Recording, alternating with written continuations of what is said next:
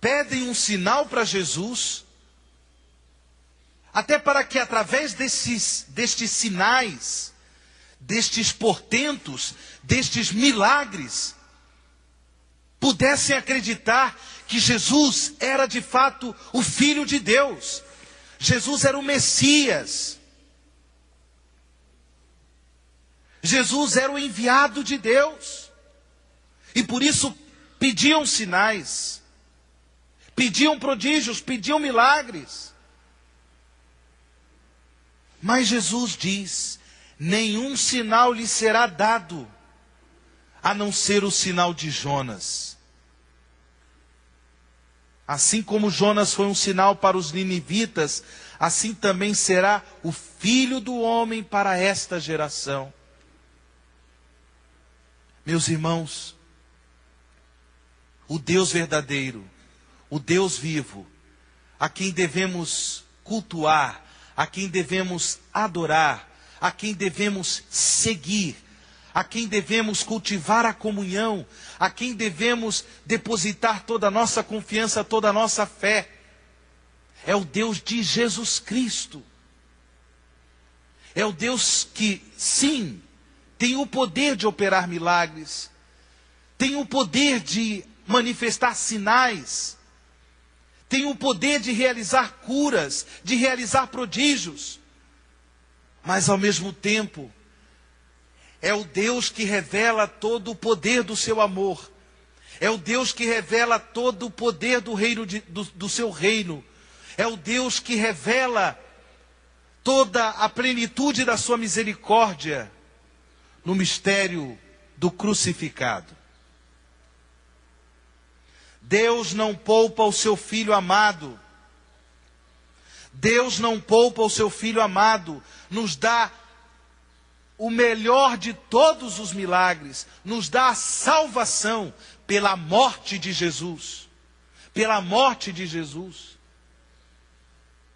Não podemos, meus irmãos, de modo nenhum, nos tornar discípulos, nos tornar discípulas de Deus, só porque Ele é a solução para os nossos problemas, Ele é a solução para as nossas enfermidades, Ele é a solução para as nossas dificuldades. Devemos segui-lo, devemos amá-lo, devemos perseverar na realização da sua palavra, devemos perseverar no testemunho do seu amor, inclusive carregando sobre nós, sobre os nossos ombros, os ombros da nossa existência, o peso da cruz. O peso da cruz. Manifestando às pessoas, principalmente as pessoas que não creem em Deus, manifestando às pessoas a nossa alegria de pertencer a Jesus, de pertencer ao reino de Deus, de pertencer à igreja de Deus.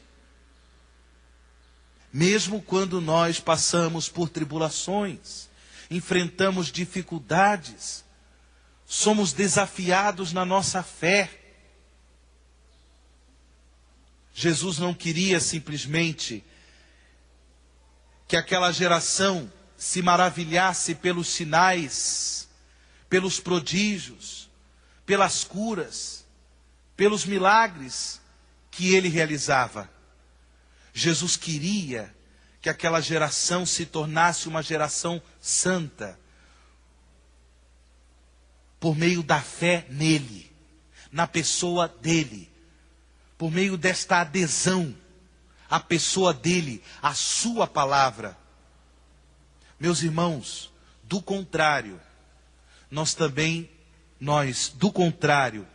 infelizmente, seremos vítimas da tentação do diabo. Ele não quer que nós deixemos de crer em Deus. Ele quer que nós creiamos num Deus falso, num Deus ilusório. Um Deus que, infelizmente, até mesmo pregadores, até mesmo cristãos, anunciam. Deus que não deixa faltar nada, Deus que cura tudo, Deus que faz milagres, Deus que faz isso e aquilo. O nosso Deus faz tudo isso. Mas também o nosso Deus nos convida a seguir seus passos, renunciando a nós mesmos para carregar a cruz de cada dia. O nosso Deus nos convida à comunhão com o mistério do seu Filho crucificado, do seu Filho morto, para que nós possamos comungar o mistério do seu Filho ressuscitado.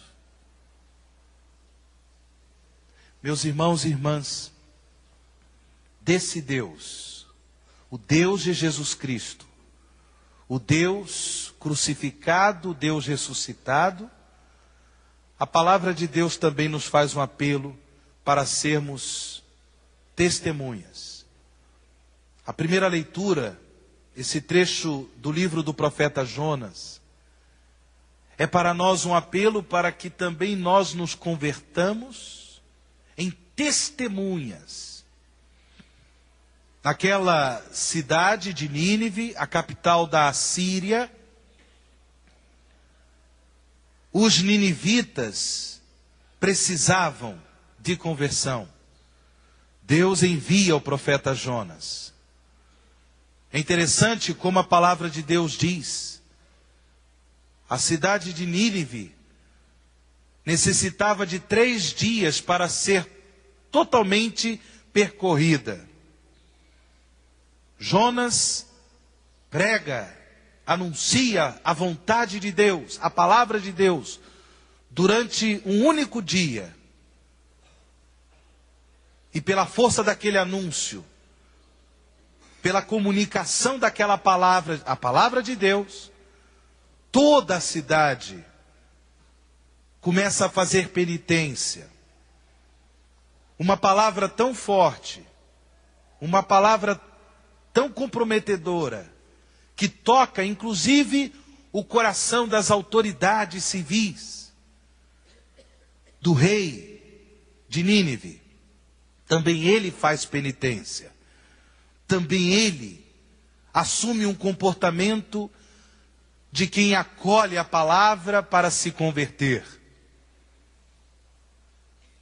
Nós, discípulos e discípulas do Deus vivo, do Deus verdadeiro, o Deus de Jesus Cristo, o Deus crucificado, o Deus ressuscitado, devemos acolher o apelo que a palavra de Deus nos faz para testemunharmos ao mundo sua palavra de salvação. A palavra que dá sentido de vida plena, de vida eterna ao coração humano. Sabendo que quando nós anunciamos a palavra de Deus, a palavra anunciada, ela opera nos corações a maravilha da conversão. Quem opera a maravilha da conversão é sempre a graça de Deus, é o Espírito Santo. Não é pela força das nossas palavras, simplesmente, pela nossa capacidade de fazer com que as pessoas acreditem. Na realidade, quem faz com que as pessoas acreditem na palavra que nós comunicamos, que nós testemunhamos, é o Espírito Santo. Por isso que Jonas percorre um dia a cidade de Nínive, anunciando a palavra de Deus, mas esta mesma palavra imediatamente percorre toda aquela cidade que necessitava de 3 dias. Meus irmãos e irmãs, neste tempo quaresmal, supliquemos ao Senhor que Ele purifique a nossa fé. Supliquemos ao Senhor que nos dê a graça de crer no Deus de Jesus Cristo, de sermos discípulos e discípulas deste Cristo crucificado, deste Cristo ressuscitado que vive para sempre. E que Deus, pela purificação da nossa fé, nos dê a graça de sermos testemunhas de sua palavra, para que o mundo creia e se converta ao Deus vivo, ao Deus de Jesus Cristo. Louvado seja o nosso Senhor Jesus Cristo.